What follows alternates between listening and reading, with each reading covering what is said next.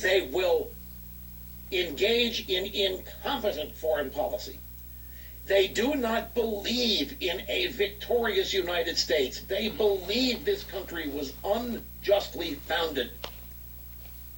Not just Obama, all of them believe this country was immorally founded. They believe this country is inherently racist and sexist and bigoted. It isn't just Obama who thinks that. It's all of them. This is liberalism that everybody is seeing here. The IRS scandal is liberalism out of control. Benghazi is liberalism out of control. The White House tapping into the AP phone lines is liberalism out of control. The rotten economy is liberalism out of control. The mounting national debt and the annual budget deficits, liberalism out of control. Falling wages, shrinking private sector, i.e. shrinking economy, rising student loan debt, more and more college graduates with worthless degrees in education. That is liberalism.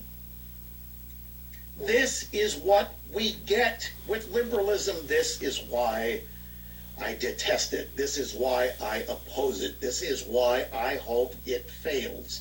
And I don't care who is in charge of it. I don't care who holds office. If they are liberal, I'm going to oppose them. Perpetuating the global warming hoax, it isn't just Obama, it isn't just Al Gore, that's all of liberalism out of control.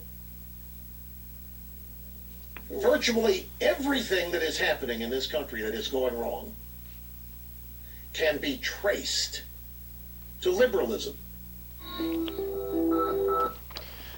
There is a lot to break down there. All right, let me just jot down my last note. Okay. So, first of all, notice at the beginning, he sets up, it's a logical fallacy known as a false dichotomy, where he makes it all or nothing.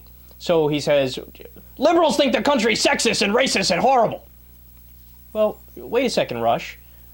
Nobody believes that this country has never done anything wrong. I mean, look at the history books. Yes, there was slavery. Yes, women weren't allowed to vote at a certain point. Yes, we needed the civil rights movement in order to really get equality. Nobody argues that it's perfect, but he sets it up as if to suggest, well, the liberals hate the country and we love the country and it's just that simple. But obviously it's not that simple. But he's not pitching his message to all that Brighton audience, so they eat this stuff up. Then, of course, he does a classic Rush Limbaugh where he just goes into complete and utter factual errors, where he says, oh, the deficits and the debt, it's all the Democrats and the private sector is shrinking. Okay, here are some basic facts. Number one, of all the presidents going back to Reagan, so you got Reagan, H.W. Bush, W. Bush, Clinton, and Bush.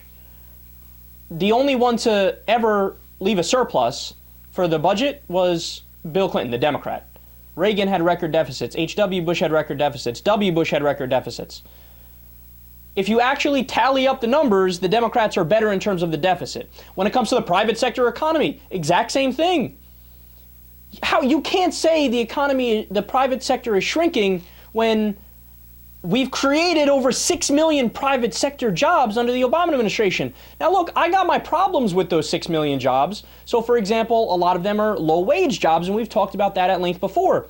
But that doesn't mean you just sweep it under the rug and pretend like the economy is shrinking when it's simply not shrinking. And then there's one point at the end where he admits he's not objective. He goes, look, I'll oppose a liberal no matter what. All right, but wait a second. Like, take me, for example, right? Now, I'm classified as a progressive in the United States of America, and that's fine. In terms of international politics, I'm more of a centrist and a moderate, right? But, yeah, I'll listen to... There's plenty of conservatives I think are reasonable. There's a million European conservatives that I'd probably vote for over European socialists. There's plenty of libertarians, whether it be Ron Paul or somebody like him, that I would probably vote for over certain Democrats and liberals. By saying I will never ever even consider a liberal, you're saying I don't care about the facts. Because just somebody gives themselves a label means you can ignore all of the details and the policy proposals they're in favor of. They might agree with you on a lot of things. Admitting he's not objective. And then it gets great when you look at it from, when you take a step back and you really look at the totality of what he's saying there. One of the things he does repeatedly, it's called the fallacy of begging the question, or it's better known as circular reasoning, where what he does is he defines liberalism as that which is bad. And then, of course, you can easily say, well, that which is bad is liberal. So if you define it, if you state it as a matter of principle, oh, it is true by definition, it is an axiom that liberalism is defined as that which is bad, well then obviously you could talk endlessly about how liberalism is bad. I can do the same thing with conservatism, I just don't because I'm not a moron. I mean, anybody who's taken a Logic 101 course can make that simple deduction, but Rush Limbaugh can't do it.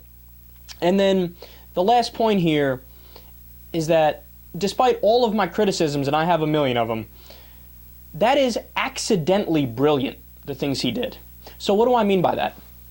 Well, and I don't think he's doing this purposefully because I don't think he's smart enough to figure this out.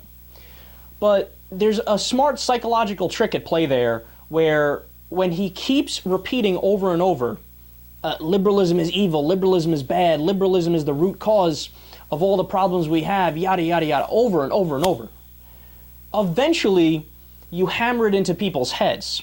Now, you might say, well, Kyle, that's so absurd that people just simply will dismiss it.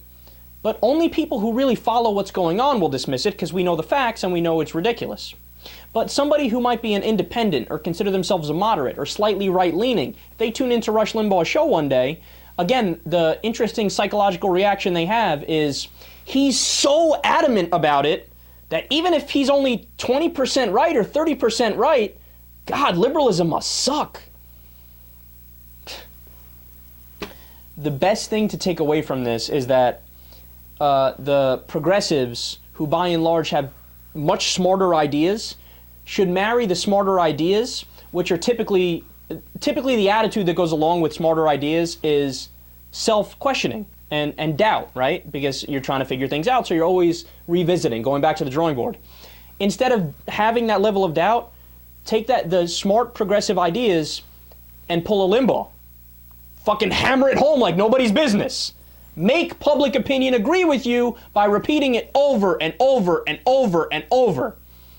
That's the one thing that Rush Limbaugh's figured out right. Everything else is laughably absurd.